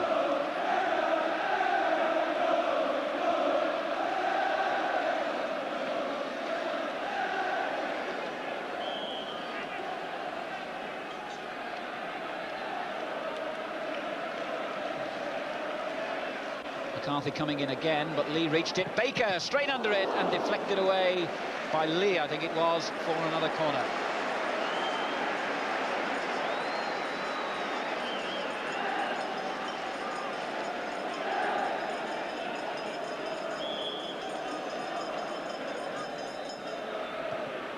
McLaughlin's clearance. Smith again. Struck it straight against the Chelsea man. It was Speedy. Free kick given to Chelsea.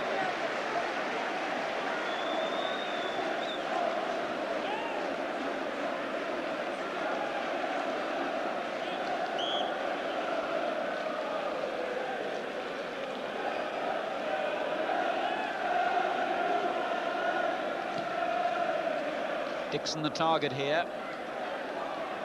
Cannaville.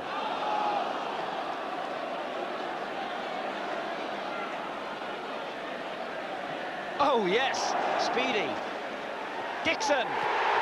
What a fantastic goal. Well, that was perfection. Cannaville with the most delightful ball to Speedy, right through the legs of Wilson. Speedy lost no time in knocking it in, and Dixon rising to knock the ball into the corner of the net for his 33rd goal of the season. Three marvellous pieces of skill. Speedy with the cross, and the header firmly planted in. 70 minutes gone, Manchester City 0, Chelsea 2. As good a goal, as far as the build-up is concerned, as you'll see this season. And there isn't long of it to go. Jimmy. That was quite beautiful, it really was. We talk about the absence of skill in football, and we wonder where it is in the England team. This is in the second division, and there were three combined moves from the Chelsea team there that would grace any football pitch in the world. Delightful, perfect skill, played at just the right time, and a marvellous finish. And off go Chelsea. And there they go again. They're on top now, and they're on song. And they fight and they contest for every ball. Anyone who might doubt that they would not keep going full pelt for the rest of this season will surely have had those doubts removed now. They've still to play Barnsley at home and Grimsby away. They want the title, make no mistake about that. And I know as a football club they want people to talk about the ability of their team rather than the bad behaviour of some of their fans. They'll be talking about their team tonight. But Manchester City looking to get back into the game. Tate's clearance. Here's May. Baker. Ranson on the right.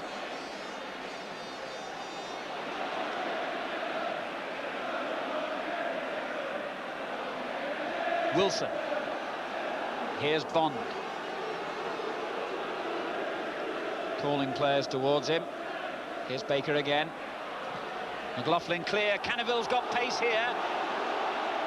And he certainly made it hard for McCarthy, who, well, used all his physical prowess, shall we say, to hold him off. Quite within the rules.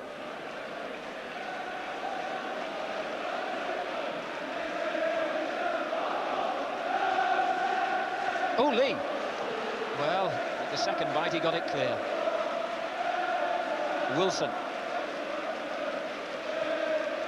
Here's Bond. Smith. Running out of room for the cross. Power takes over. Looked for Tolmie, but curled it much too high.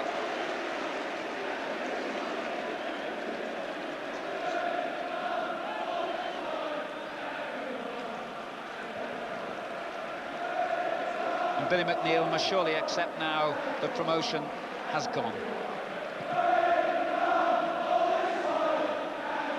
Cannaville. Parlane. Here's Baker with Ranson free on the right. And gets the deflection for the corner. When Manchester City kicked off tonight, they knew that a win would give them 69 points. That would still be 4 less than Newcastle, who are at home to Derby tomorrow. And if Newcastle win that match tomorrow, then they would have won promotion anyway, but they surely will now. Well, Grimsby might argue with that still. Let's not forget them.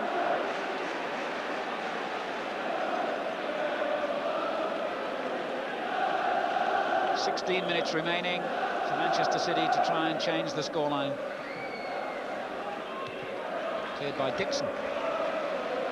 Here's Ranson. And as much as City press forward now looking for a goal, they will leave themselves open to the pace of Chelsea's counter-attacks. You get a feeling that the goal scoring isn't over yet. May.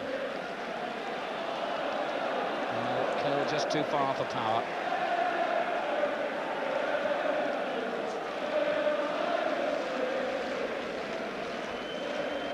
Kerry Dixon's remarkable season, given a further chapter by that goal, his 33rd of the season, 27 of them in the league.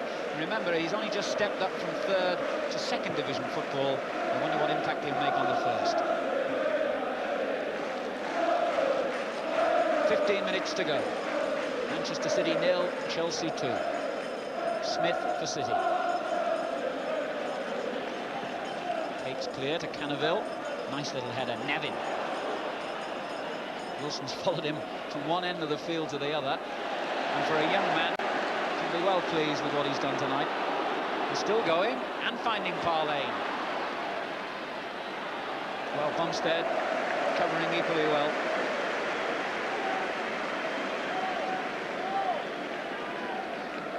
Manchester City 0, Chelsea 2.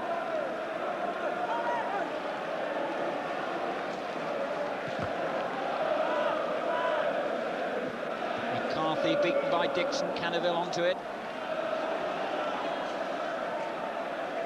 And allows it to run for a corner. Speedy quickly in. Tolmie. Here's Ransom. Power on a run forward, but played much too firmly for him. Now Speedy.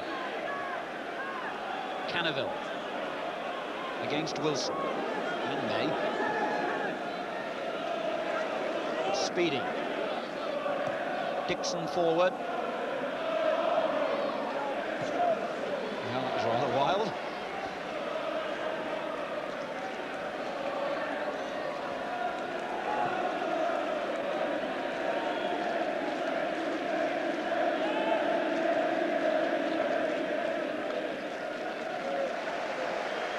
Here's Baker. Tolmie's layoff to Ransom. Although Manchester City look as though they're going to have to wait another season to win promotion, no one can doubt that this is a setup, and certainly a stadium and support worthy of a place in the top flight. And they'll be amongst the favourites to be frontrunners for promotion next season, you can be sure. Wilson forward. But Pates, Bumstead rather, with a firm header clear. Here's Baker. Spotted Ransom on the right. Smith. Tolmie.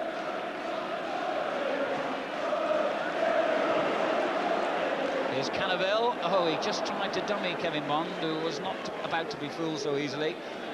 McCarthy.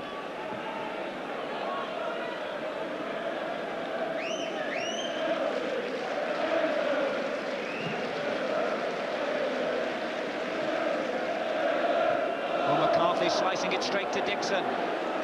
Cannaville. McCarthy just making up for a defensive error. Here's Parlane, nice layoff. May. Smith, Lee with the interception.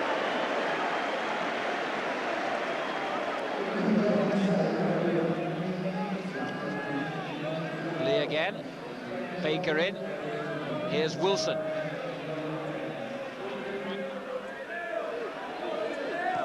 McCarthy spreading it to Ransom. Manchester City looking for some kind of consolation.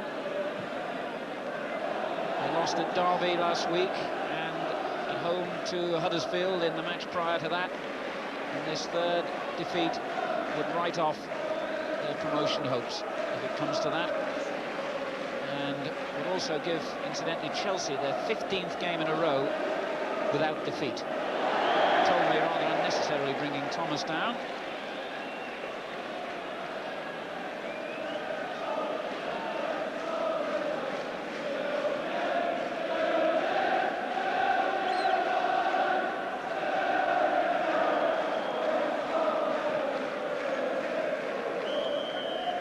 McCarthy clear, although Nevin presumably had drifted offside. The free kick given to Manchester City.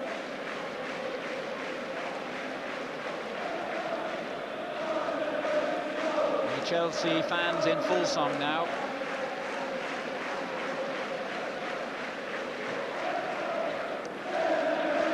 McLaughlin beats Smith. Spatman with a rather strange clearance, which results in an unexpected corner for Manchester City. A little more than 10 minutes to go then for Manchester City to try and get back into the game. They trail 2-0. Here's May. Looked for the top angle, but his shot was always drifting wide. So, Jimmy, Chelsea looking as though they're on their way to 3 points and on their way to a First Division that will welcome them in more senses than one, I think. Well, I think so. We don't want to talk about the hooligan element. That's the only worry, I think, with the First Division, really. But as a team, they're very attractive, and the chairman said to them before the game, go out and show millions of people that you can really play, and they've certainly done that this evening. We've enjoyed it here, and I hope everybody has at home. And it is such a pity that only a few people spoil the wonderful things, really, that Chelsea have done. And 2 quite splendid goals they've scored as well. And one man who's made so much difference to Chelsea this season, their player coach, John Hollins. Remember, this time a year ago, they were almost relegated into the 3rd division. Hollins has arrived and really sparked a tremendous revival and managed to get in 30-odd games himself at right back earlier in the season.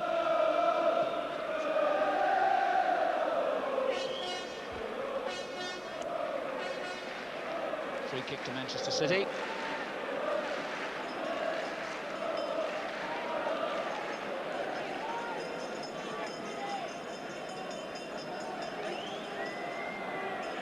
Power hammering it in, and away by Spatman.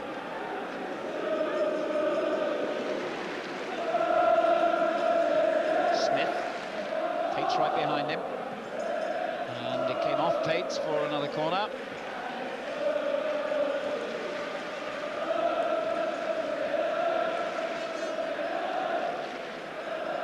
Study of concentration. Derek Parlane waiting for the corner to come in.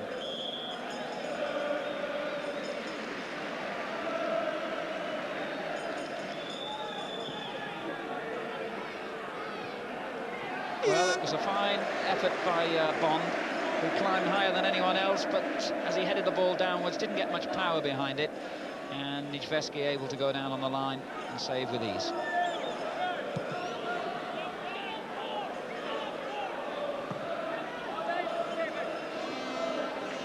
Wilson clear.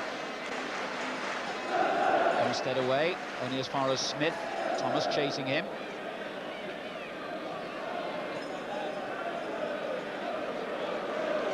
Renson.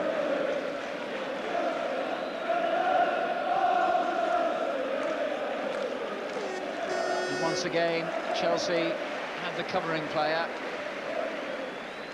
And May seems to have hurt his ankle in that challenge for possession a moment or two earlier.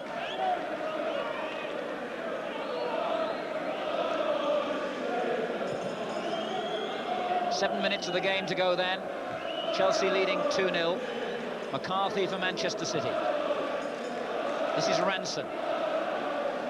They ideally like to give their fans a goal to remember.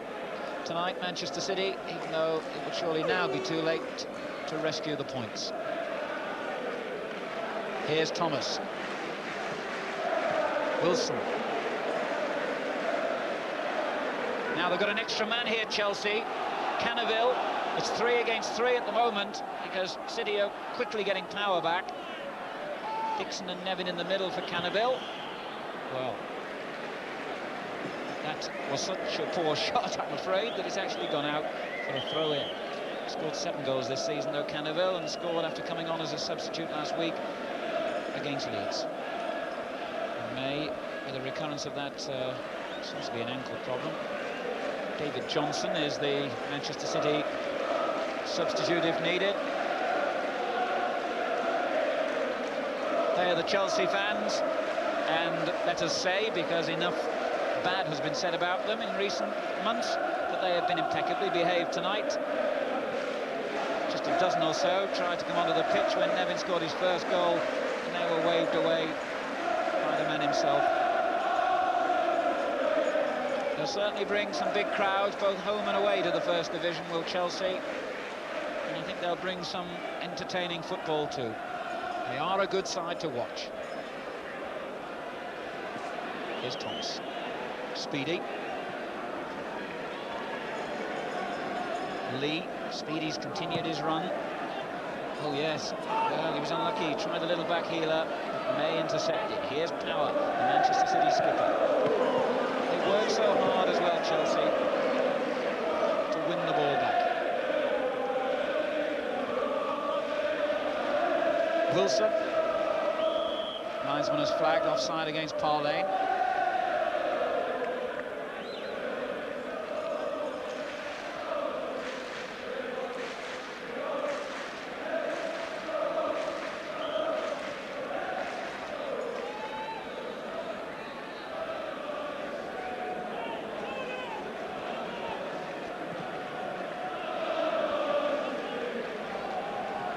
Dixon up with McCarthy. Speedy, he's had a good game. Thomas. Speedy again. This time Baker read it. Lee.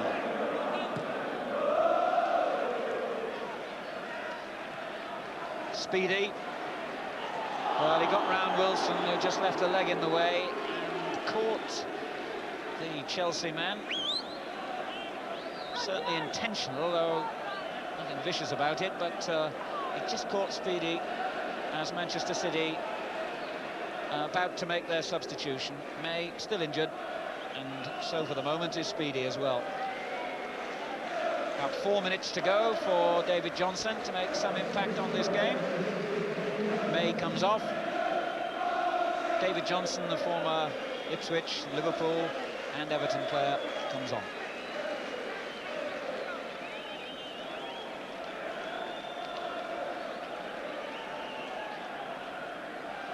Certainly, critics have looked at Chelsea's play this season and said, well, defensively, are they equipped to survive in the First Division? That remains to be seen, but one thing can be said, they attack with such relish and such accuracy that they'll score a lot of goals. I'm sure of that.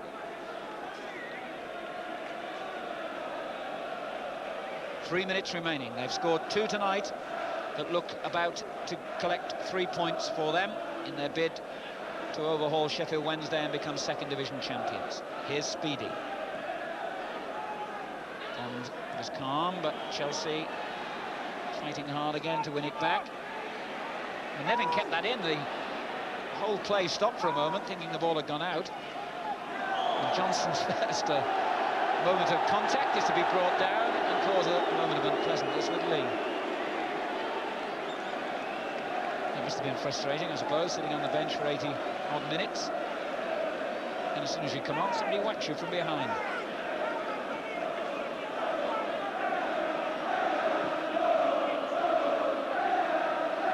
And Johnson tries to get his own back with Lee in that collision. And for a moment, it's getting rather silly. Tomey and McLaughlin clashing. The referee will calm that down. Calm things down, he says. Just a couple of minutes to go. It would be pointless to spoil what has been a good spectacle and a fine advertisement for Second Division football.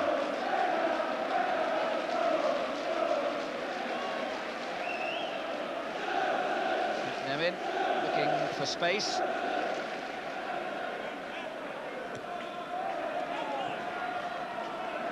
Cannaville.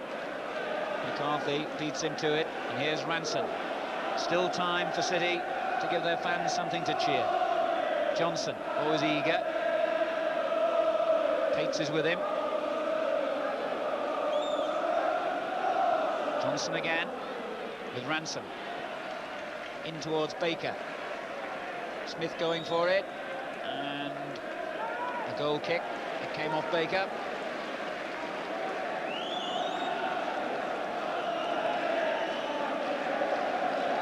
It looks as though Manchester City are on their way to their 5th home defeat, and significantly amongst the teams that have won here are Sheffield Wednesday and Newcastle. Now Chelsea going to join that trio, and of course they're all clubs who've been rivals for promotion, and it's certainly at home, as Billy McNeil will tell you, where City have faltered on their way to a promotion bid.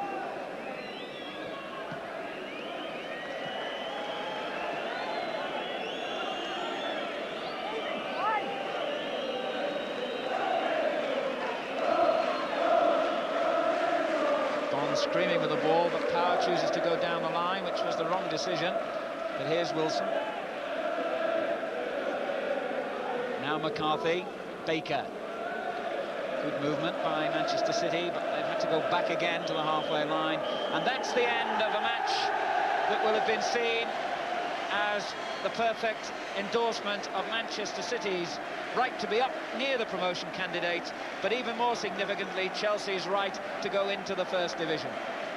City had some moments in the first half when they might have scored, but Nevin it was, just going down the tunnel there, who turned the game Chelsea's way with that fine individual goal. John Neal, the manager, Colin Lee just behind him, on their way back to the dressing room, knowing that promotion is assured. That was certain a week ago, but knowing also that the championship is now within their reach as well. Nevin it was who set them on the way. Dixon with a quite spectacular goal, the end of a lovely build-up, making it 2. Manchester City will have to wait another season, but Chelsea are on their way to the First Division. Manchester City 0, Chelsea 2.